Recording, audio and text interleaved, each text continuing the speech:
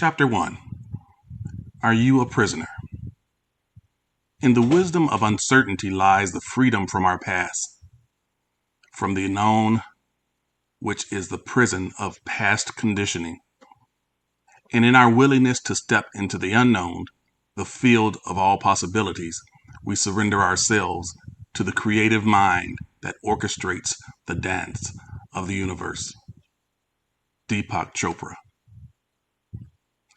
There's a TV commercial where a man comes out and says, "Hi, I'm Dr. Rick, and I'm teaching these people not to become their parents."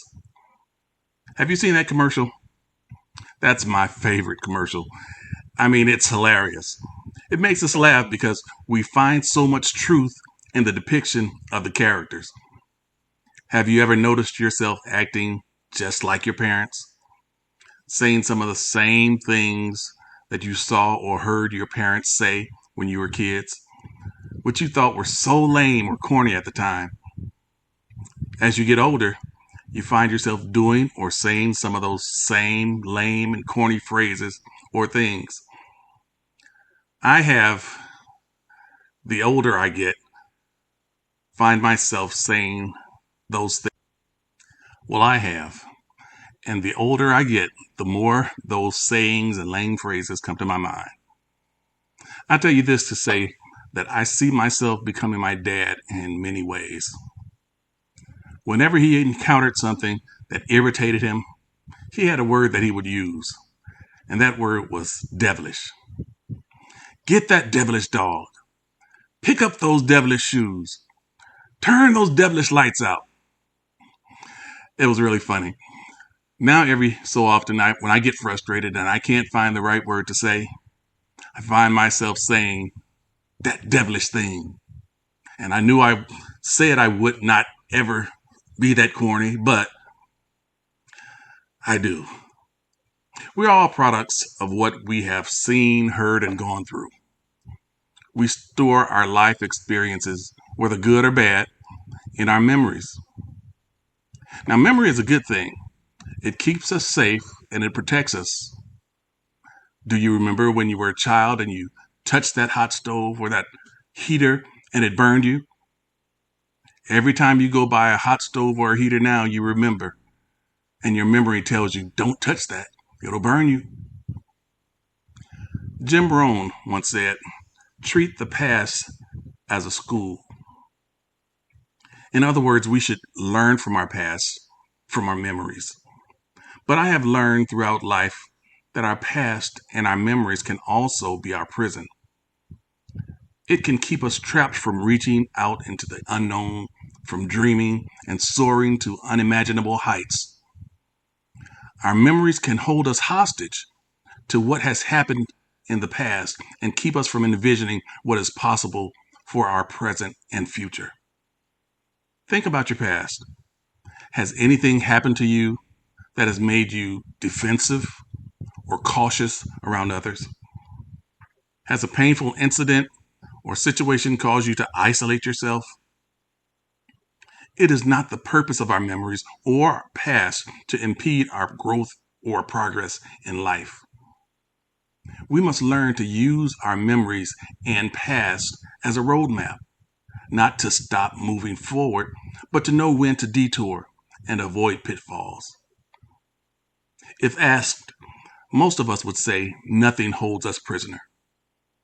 We want to think that we make all our decisions because we have reasoned within our own minds and that this is what I want to do. But is that really the truth? Are there places we refuse to go or people we refuse to come in contact with simply because of our past? Experiences that evoke bad memories? Sometimes we even drive 15 minutes out of our way so we don't have to pass a particular place with bad memories. We all have had bad memories and experiences in our past, but we must never allow them to hold us hostage. Own what happened. Own what was done or said to you, and then press forward. Yes, it will sting when you see that person or go past that place or hear that song, but keep moving. The more you own it and face it, the less it will sting and the further you can go. The key is see yourself going past that point. Imagination.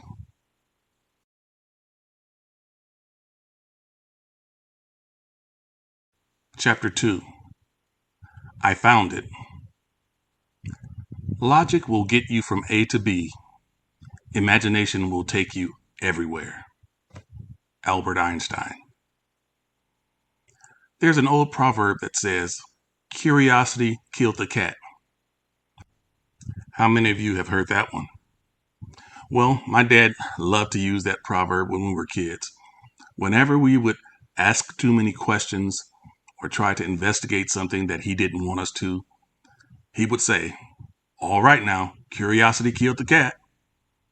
And that would always just shut everything down.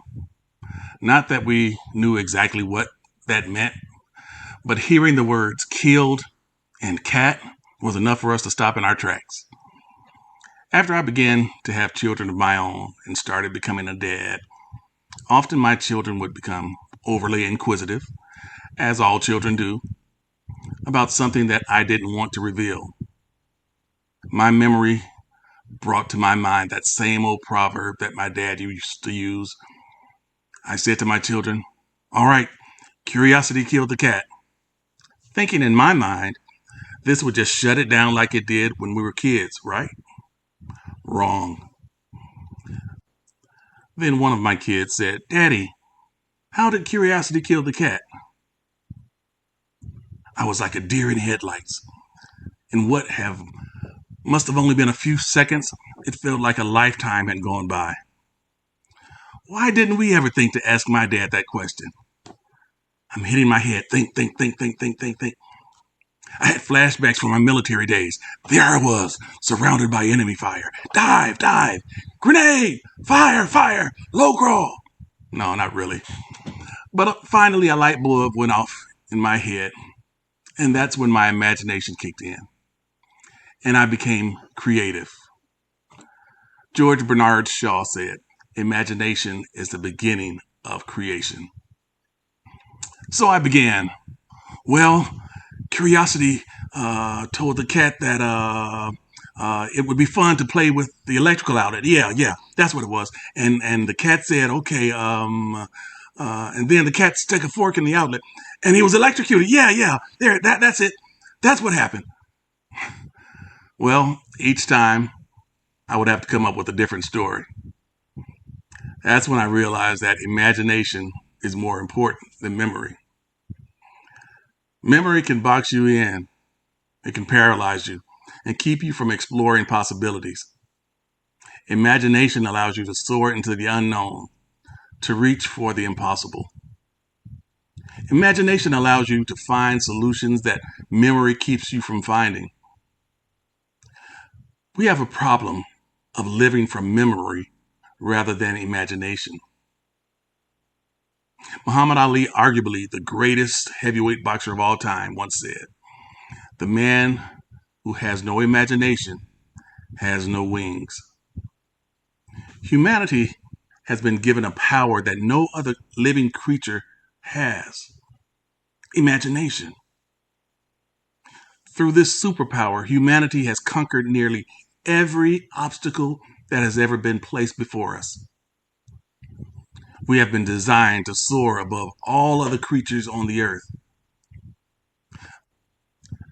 The Bible states that humanity has been given the power to have dominion over all of the works of God's hands.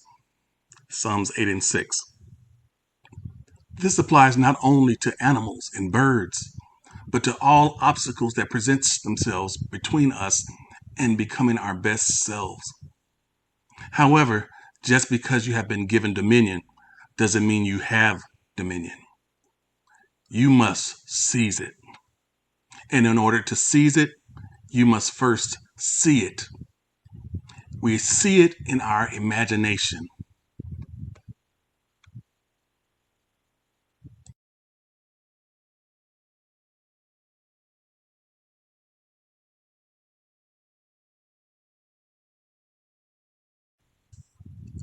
Chapter 3. Personal triumph of imagination. There is a strange power we have of changing facts by the force of the imagination. Virginia Woolf. My dad was the most influential man in my life. He had such a brilliant imagination. He was born with a degenerative spinal disease that didn't manifest until he was in his 20s. He and my mother met before it started affecting him. They fell in love, got married, and 1 year after he and my mother married, he had to have surgery for this disease. It left him a quadriplegic. Doctors never expected him to walk or move below his neck again. But my dad could see something no one else could see. He would not allow himself to envision being paralyzed for the rest of his life. He had a new wife, a child, and another one on the way. This would not be his future. In his imagination, he could see himself walking. He elected to have this surgery after my youngest sister was born. After surgery, it became a waiting game. Days turned into weeks, weeks turned into months, months turned into years, and he was still paralyzed. I remember him telling me years later how he would lie in the bed and cry because he couldn't scratch his own nose. But in his imagination, he could see himself walking. And after 3 years, he could sit up and soon began walking, first with a walker and then with a cane. I saw my dad accomplish amazing things with his handicap that most men would not try who had the full capacity of their bodies. The prognosis for his disease was very dim.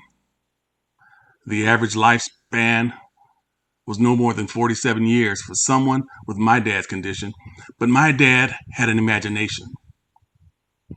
He couldn't see himself leaving his growing family and leaving his children to be raised by someone else. He passed away in 2019 at the age of 89 and left an incredible legacy for his children, grandchildren, great-grandchildren, and great-great-grandchildren. One thing my dad would always tell us when we were kids: if you don't have what you want, take what you have and make what you want out of it. Now that's imagination. Often in life, we don't have the things that we want. We don't have the situations that we want. We don't have the opportunities that we want. If we can see what we want in our imagination, we can create what we want from what we have. If your life is not what you want it to be, imagine what you want it to be. Use the life that you have and make it what you want.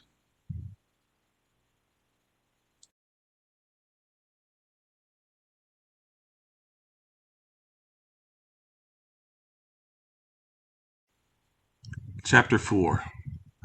Catch it early. Crazy is the price you pay for having an imagination. It's your superpower. Tapping into the dream. It's a good thing, not a bad thing. Ruth Ozeki. Warren Buffett stated in his 1998 speech at the University of Florida, "Chains of life are too light to be felt until they are too heavy to be broken." I would add to that the chains of our past and memory are too light to be felt until they are too heavy to be broken. When we continually allow past hurts, disappointments, and memory to guide our lives, they become stronger and stronger, slowly dimming our ability to imagine a more extraordinary life, opportunity, and vision. There is a phrase, nose blind, that indicates when a person has been around certain smells for so long, they don't smell it anymore. However, everyone else that comes around them can smell it instantly. This is how someone imprisoned by their past becomes. They don't realize how the memories of the past constrict their lives, their happiness, and their outlook. When others notice it and mention it, they become defensive and offended. This is because the pain of the memory has blinded them to the possibilities. They cannot see beyond their prison. Have you ever noticed how children quickly recover from things? They will play together and then begin to fight one another. And before you know it, they're playing and laughing once again. Even in some of the most traumatic moments of their young lives, after it's over, they are back to being lively without any inhibitions. The mind, heart, and resilience of children are beautiful things.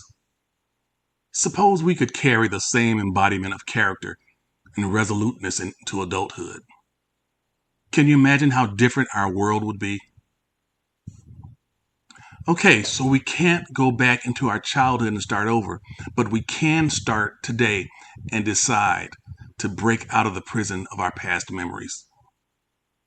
Change is complicated and sometimes painful because we have to negotiate the wasted time of the past, the brave new world that stands before us, and our own feeling of being weak or gullible for allowing a situation, a person, or a mindset to keep us in bondage.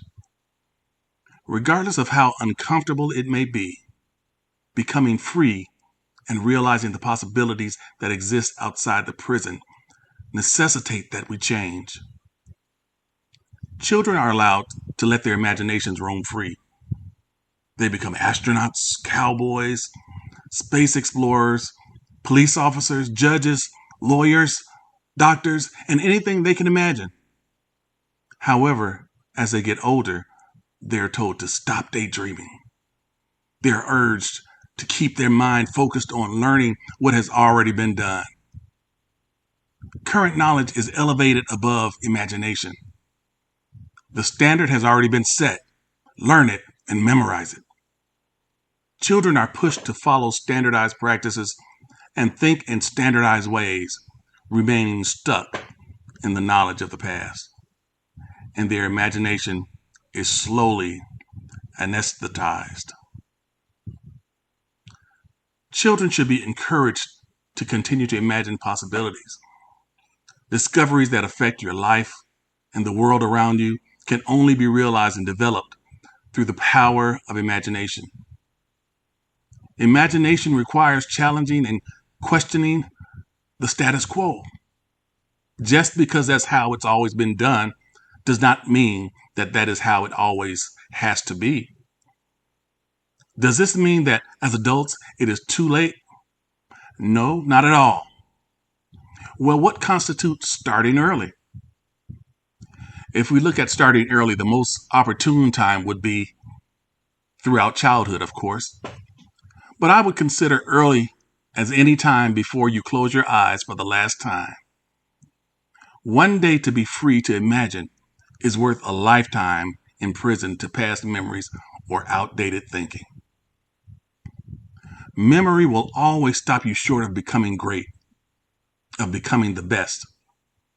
Memory will always say, remember that you don't have the degree. You can't achieve it because remember, you were raised in a dysfunctional family. You will never be financially secure. Remember, your family has always been poor. Your life won't be happy because remember that none of your family members have a happy life. Memory must be put in its place and controlled, or it will control you. In contrast, imagination will say, I don't care if I've never seen it before. In my mind, I can see it happening. I don't care if it hasn't happened before. I can see myself doing it in my imagination. I don't care if I failed many times before. I can see myself accomplishing it. It can be done in my imagination. I can see it. And if you can see it, you can achieve it. Not from memory, but from imagination.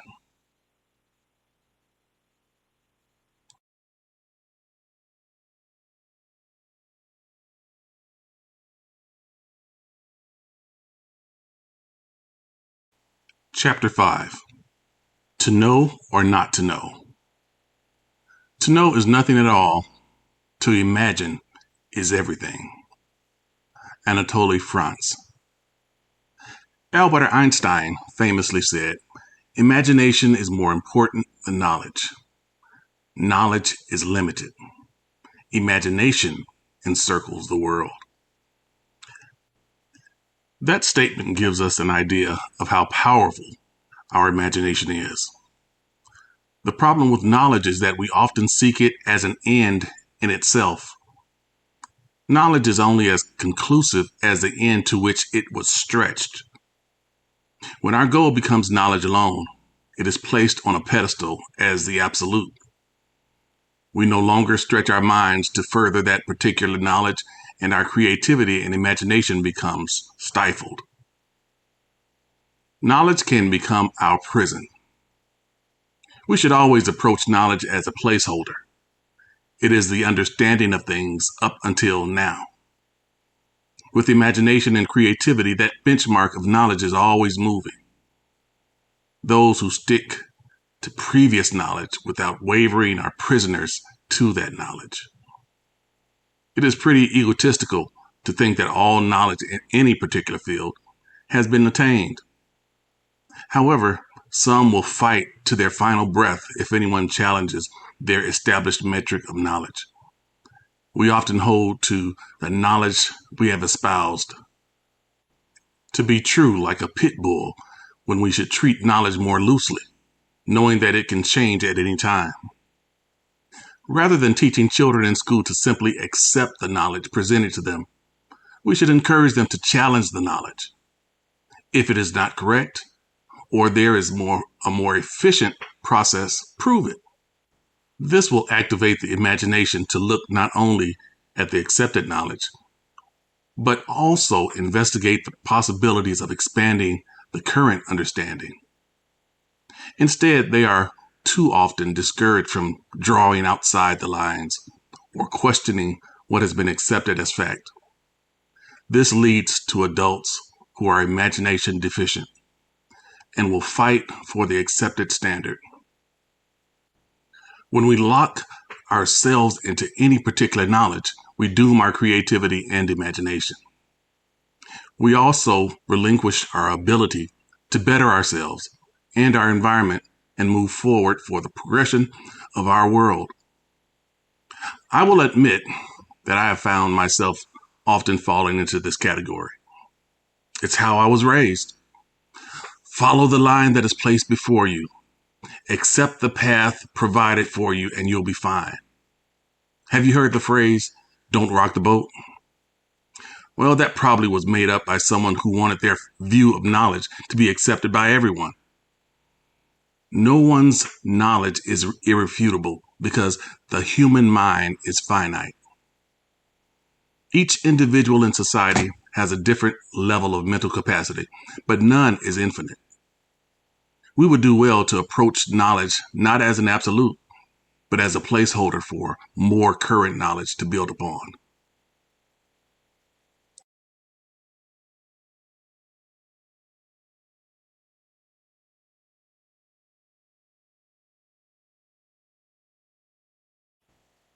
Chapter 6. Let's talk imagination. Imagination is the only weapon in the war against reality. Lewis Carroll. The British Journal of Psychology submits, imagination refers to creating mental representations of concepts, ideas, and sensations that are not contemporaneously perceived by the senses. A highly familiar scripture says, "Now faith is the assurance of things hoped for, the conviction of things not seen." Hebrews 11:1, ESV. Faith is seeing that which cannot be seen with the natural eye. Sounds a lot like imagination, don't you think? You may not be a religious or a person of faith, but I am. I cannot help but associate what the Bible describes as faith with what the world calls imagination. I can't comprehend the imagination that God must have, to have created such a beautiful, intelligent, and self-sustaining world. Absolutely awesome. Everything that has been realized, discovered, or brought to light throughout history has been through imagination. Without imagination, we are doomed to exist in an iteration of the past. While there is no new thing under the sun, there are things that will not be revealed without imagination. If our imagination is not strengthened and allowed to flourish, the most valuable discoveries and insights will never be discovered. Psychotherapist, social ecologist, and corporate trainer Tao De Haas states that the more you use your imagination, the stronger your imagination muscle will become. You will be pleasantly surprised as you use this ability and tap into this rich source of infinite possibilities. While corporations realize a need for stronger, creative minds that lead to innovation, our educational systems seem to want to stick to the same old ineffective playbook. Read, study, and learn, but don't draw outside the lines. Stay in the box that has been built for you. According to history, Albert Einstein is considered one of the most brilliant men ever to live. But he was not necessarily extremely intelligent. However, he was an independent thinker whose imagination propelled him to experiment. Einstein said, "Imagination is everything. It is the preview of life's coming attraction." Wow, what a fantastic observation. But if this is true, it means we have no view of coming attractions without imagination. I would dare to say that there would be no coming attractions at all. One could say that creation occurs twice. The mind creates the idea, process, or object in your imagination, and then you create it in reality with physical materials. The famous painter Vincent van Gogh stated, "I dream my painting, and I paint my dream." Imagination gives us inspiration and animates within us the ability to see beyond. According to Psychology Today, research shows that mental practices are almost as effective as true physical practice in some cases. That's not to say if I imagine myself doing 150 push-ups that it's as good as doing them. Oh, how I wish that were true.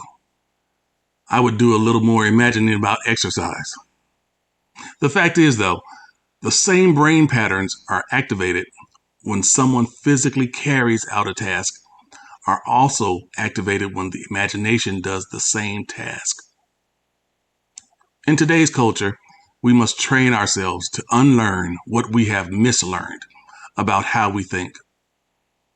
In a memorable quote from Margaret Mead, she says, "Children must be taught how to think, not what to think."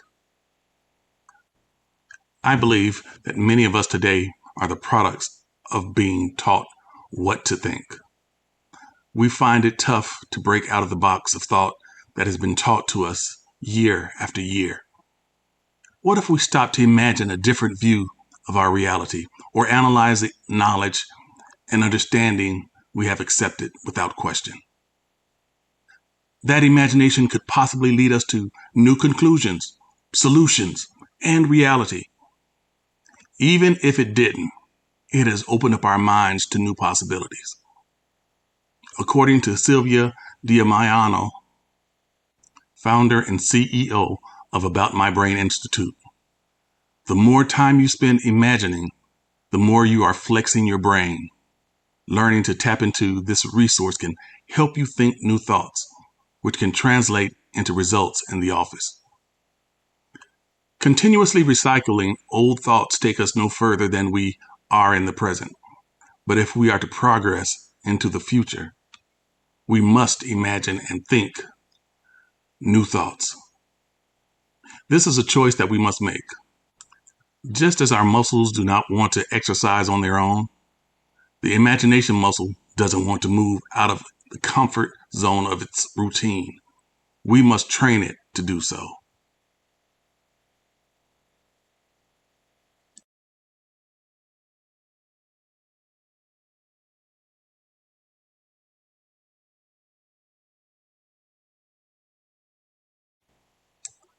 Chapter 7. What the world needs now. Imagination is the beginning of creation. You imagine what you desire. You will what you imagine. And at last you create what you will. George Bernard Shaw. I served as a firefighter EMT for DeKalb County, Georgia for several years. I witnessed horrible automobile accidents and was able to assist when possible. I fought various blazing infernos in apartment buildings and homes. We were there to assist those who were experiencing emergency conditions. When we could, we would remove them from the dangerous environment. When we could not, we would protect the environment as best we could. However, all of the time, we were not in hazardous environments. As part of our duties, we were tasked with ensuring that all of the businesses in our territory passed safety inspections. Safety inspections were conducted to ensure fire extinguishers and first aid kits were all up to date. Fire hoses and sprinkler systems functioned properly, fire exits were lighted, and there were no storage violations that could start or encourage a fire. In many of the newer commercial buildings, you would find a case on the wall, usually painted red with a glass door. On the door, you would see these words: break glass in case of emergency. Behind the glass, you would find maybe a fire extinguisher, a fire axe, a fire hose. All of these things assist in the time of emergency that will not only help you, but will help all of those around you. I would like to suggest that the world is in an emergency, not a fire or an accident. The world is in an imagination emergency. We are slowly but surely losing the superpower of imagination. It is time for the world to recognize that imagination has been placed in a case behind a glass door of past memory, old knowledge, and contentment. We need to break the glass because it is an emergency.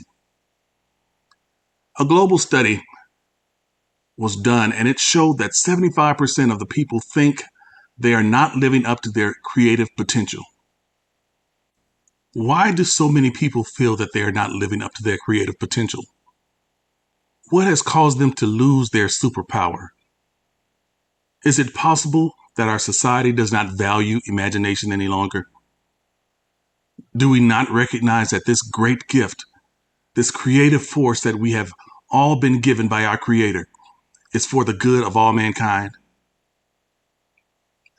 In his book, Understanding the Purpose and Power of Men, Dr. Miles Monroe writes, people can go for years without realizing they aren't fulfilling their true purpose. Both individuals and cultures can become comfortable following established roles without questioning their validity. And I understand that following the path that has already been established is the easier route to take, but it will also only take you to where everyone else has been. To break new ground and innovate, it will mean taking a route that no one else has taken, exploring what others have not. This takes imagination. The World Economic Forum determined that creativity is among the top 3 skills workers need beyond 2020. Imagination is the key to innovation, and it must be allowed to grow and mature. Imagination must be nurtured and exercised so that ideas and solutions can find their way out of us. Our educational system must be trained to value and nurture imagination. Our society must embrace the imaginative nature of all humanity, and rather than stifle it, hone it. Because Becoming an adult does not mean losing our sense of imagination. To the contrary, as adults, we should master our imagination and let it lead us to great discoveries and greater realities and a greater life. The world is in desperate need of those who want to find and search out new solutions, not those who believe it cannot be done and accept a status quo way of living and doing business. Innovation involves expanding our minds and the understanding of how to draw on our own and others' ingrained ability to imagine. Recent surveys show that 33% of high school graduates never read another book the rest of their lives, and 42% of college graduates never read another book after college. This survey also shows that 70% of U.S. adults have not been in a bookstore in the last 5 years, and 80% of U.S. families did not buy or read a book last year. These are sobering statistics. It is easy to see how the power of imagination has dwindled in our society. The passion and fire that once fueled our desire to grow and stretch our minds and imagination have been doused with the deluge of satisfaction after completing high school or college. Our society is in desperate need of solutions for problems, both old and new. We are dealing with challenges that have escaped the understanding and approaches that have been used repeatedly.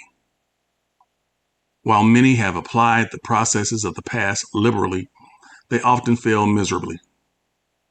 This is not to say that the knowledge and the processes of the past are useless, but they do not move us forward from the time in which they were attained.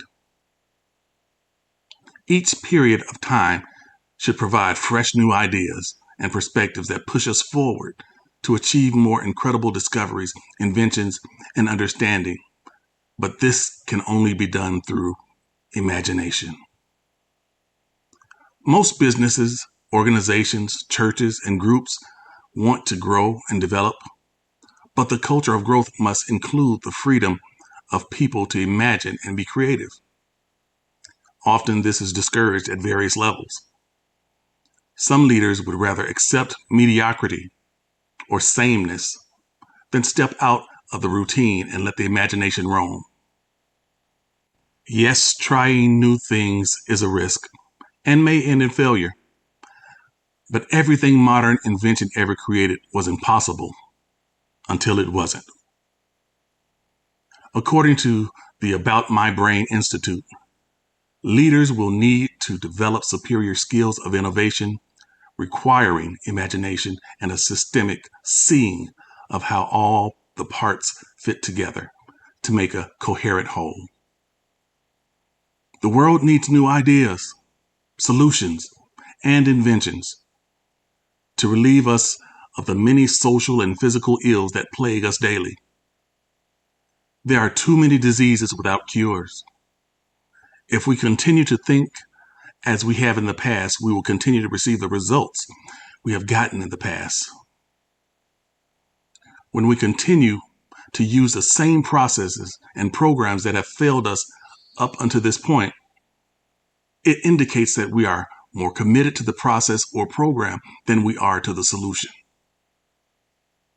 The Harvard Business Review suggests we believe imagination, the capacity to create, evolve, and exploit mental models of things or situations that don't yet exist, is the crucial factor in seizing and creating new opportunities and finding new paths to grow.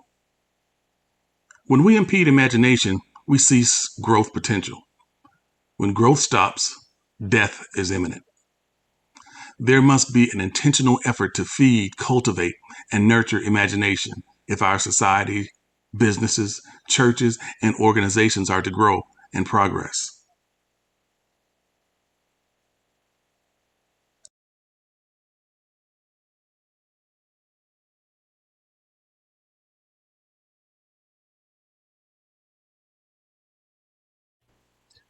Chapter 8. How do we get there? Imagination is the beginning of creation.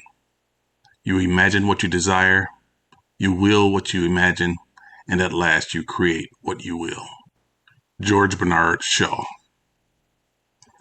The doorway to creativity is imagination.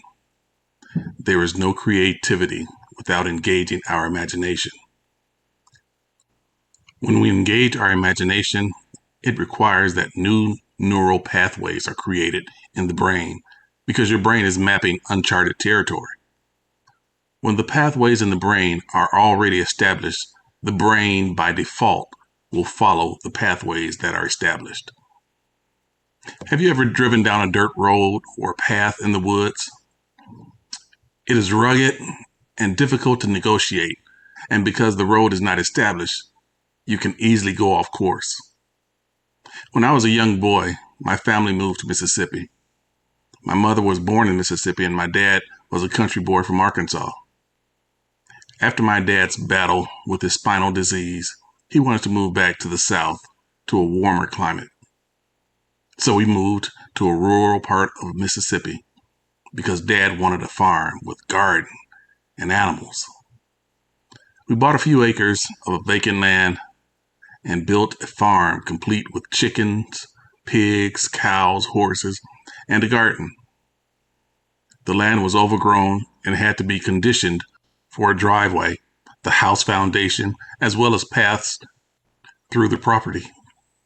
The driveway and the foundation had to be cut with heavy machinery, but the pathways throughout the property were created over time by continually traversing the area. The point that I'm getting to is that the pathways did not always exist before my dad imagined where they would be. After the paths were imagined, they had to be traversed over and over before they formed and became established paths. The brain exerts the least amount of energy or activity when accessing memory and pulling information from the known. This is because these are familiar paths of activity for the brain, and connections already exist. But imagination requires new neural connections because the brain can't rely on connections that have been shaped by past experience. The brain is similar to our muscles. It does not want to exert more energy than necessary. Physical trainers will tell you that you need to change up your workout so that you can get the maximum growth and strength of your muscles. The muscles plateau when the same exercises, positions, and form are used exclusively. The tenderness that is felt when you start a new exercise or position is because the muscle is not used to it. But you can't stop or you lose the momentum gained. So the muscles have to be trained to push past the discomfort in order to gain the desired results. The brain, likewise, would rather follow the established paths of memory and past knowledge than be pushed into the unfamiliar territory of imagination. However, there are practices that we can put into place that will help us enhance and strengthen our imagination. Here are a few things that we can do to strengthen and build our imagination. Challenge your existing perceptions. What we see is often derived more from our memory than from our eyes. Research estimates that 80% of visual perception is from memory, and only 20% is actually input through the eyes. Evaluate how much of what you perceive is from memory and train yourself to perceive it differently. Daydream. This is something that is often discouraged as we get older. We fill our days, hours, and minutes with work, media, and interacting with each other, and often set aside no time to open our minds to imagine, to think of possibilities that do not currently exist. Set aside time daily to expand your imagination, to open your mind to the unseen, the possibilities, and the potential of a better world. Use your voice. Find places where you can go to discuss your ideas and thoughts without fear of judgment. It may even mean talking to yourself. Vocalization is known to tap into our emotions, which can engage our imagination. Ask more questions. We often accept stated facts without question, depending on who it comes from. We usually don't question ourselves concerning our habits or why we follow certain routines. When we ask questions, it forces us to ponder our actions and reasonings as well as those of others. And lastly, find your place of solace. Find a place where you can go to free your mind of daily problems and stress. It could be simply sitting outside looking at the stars with a cup of coffee, or going and sitting in the park. These times can stimulate the imagination. Now, these exercises are by no means exhaustive of the ways that you can stimulate the imagination, but this is a good place to start.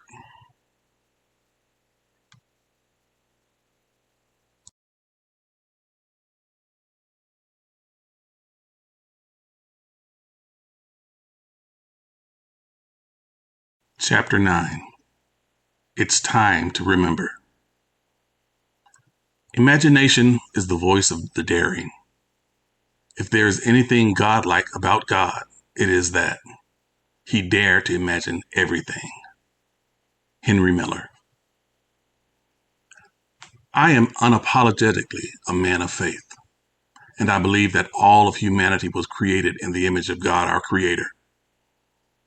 The Bible states that then the Lord God formed the man from the dust of the ground and breathed into his nostrils the breath of life, and man became a living creature.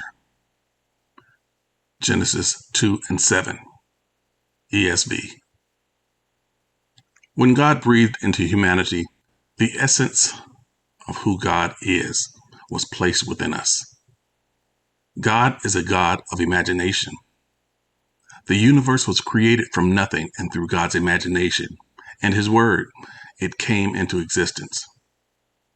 We are endowed with imaginative power from God that allows us all to see the invisible, conceive the impossible, and believe the incredible. That being said, humans can quickly forget all that they are capable of accomplishing. Incredible feats that were once thought to be impossible have been achieved by ordinary human beings who have an extraordinary imagination. We must remember who we are and what we are capable of achieving. The knowledge of self is often suppressed by the cares, stress, and daily routines of life.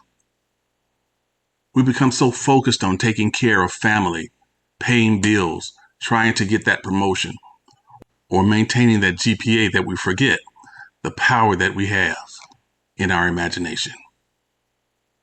We must relinquish those cares if we are to allow our superpower to rise to the top. We will always have a care in this world, but we must never allow the concerns to crowd out the power that illuminates the dark places and reveals the solutions to problems that are otherwise unknown. Susan West, founder of theleadershipresource.com, suggests that the imagination of most adults has been suppressed. She states, we must learn to uncover it again. At birth, we had 100% imagination. It has been said that we have only 4% usage of imagination by age 7. Studies as referenced in Success at Life show remarkably, even shockingly, that in the first 5 years of life, we as children are told no over 50,000 times, and yes, only 5,000 times. It is evident that we are often our own worst enemies when it comes to imagination. The culture must change and become one that welcomes diversity in thought and ideas that conflict with those of the past. Parents must be encouragers of their children's imagination, even as they get older. As adults, we must change the culture to one of openness and acceptance where sharing of ideas, both traditional and non-traditional, must be encouraged and celebrated. In the scriptures, we find several times where Jesus admonishes the disciples to be more like children. I would suggest that Jesus recognized the honesty, love, and imagination in children that adults seem to lose all too quickly. Imagination invites us to breathe, to dream, and to be fully present to the wonder of it all. To view the world with splendor and amazement of a child can reactivate the imagination that the world so urgently needs.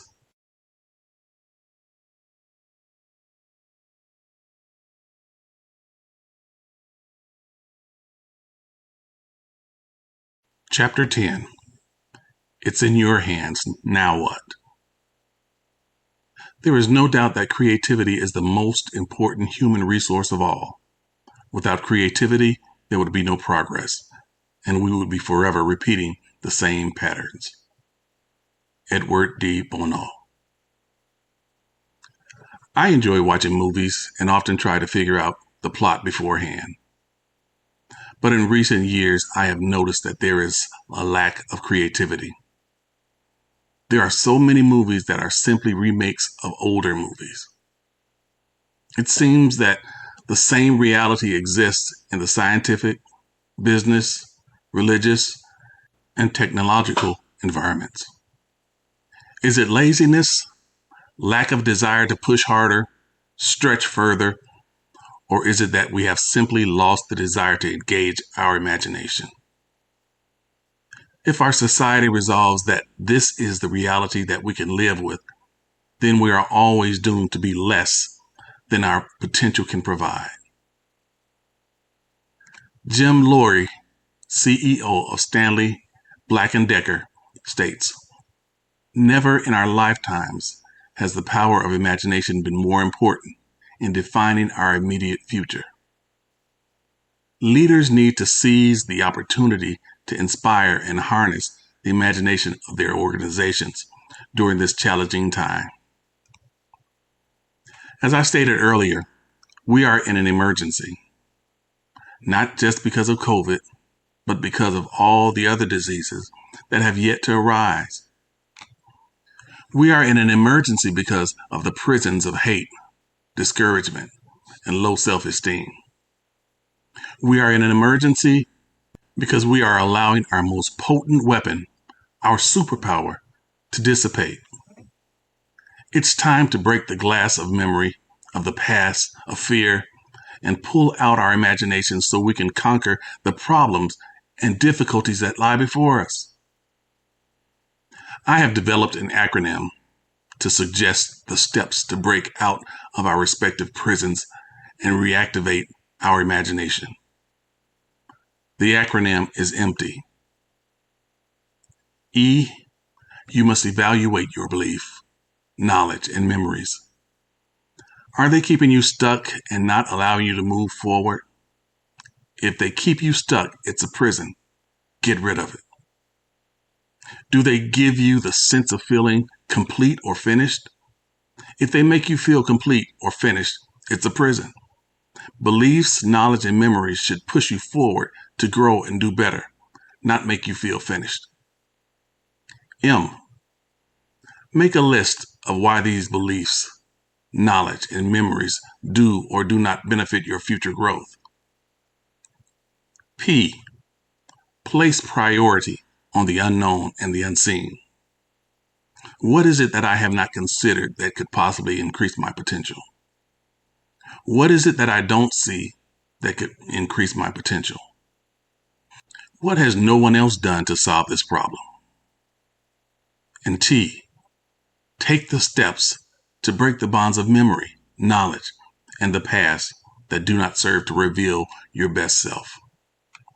And lastly, Y, you give yourself permission to imagine the improbable and the impossible. If you take these steps and consistently implement them over time, you will find yourself becoming free to soar in your imagination. You will come to recognize solutions that you have not seen before. Your outlook will become more promising and optimistic. The things that once restricted your progress will no longer have a hold over you.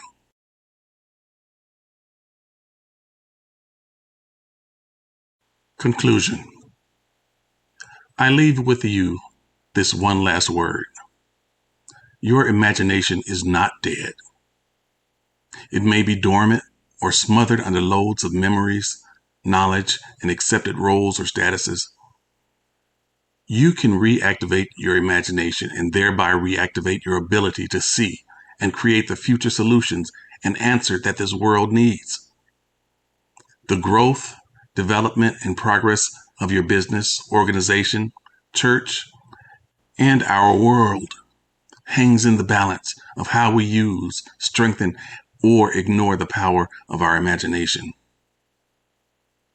We will continue to run on the hamster wheel of life because we feel that we are what we have achieved.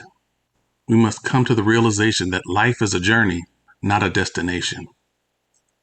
Life should be always progressing and moving forward. When we have reached the place where we feel it is time to stop progressing, that is the time we should plan to die. Life is progress and growth, and there is no progress without imagination. Break out of the prison of past knowledge and memories. Develop your imagination. Soar to new levels of innovation. You will find that when you open the door, the possibilities are limitless.